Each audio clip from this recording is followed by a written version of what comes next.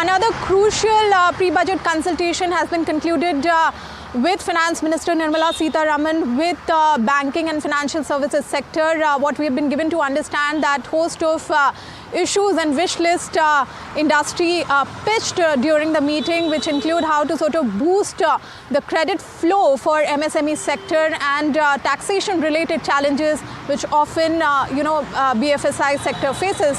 Apart from that, refinancing window is something being discussed to kind of ensure liquidity in the NBFC sector. Then there were also kind of discussion on SARFAESI Act, how to make it in line with banks. So NBFC is of view that it should be 1 lakh from current 20 lakh to have more ease of clearing debt, and that is something being pitched. Other than that, there are also demand on exempting the TDS from the interest income. So all these been discussed during the meeting, and this meeting is also crucial because it's coming at a time when there are a lot of chatter around bank consolidation, increasing foreign stake into public sector banks. So, but of course, this meeting is not about those aspects, and that not being discussed is what indication we are getting. But clearly, this will set a tone for the BFSI sector as well in the upcoming budget. And as we know, I've been reporting that this week going to be very crucial. She's meeting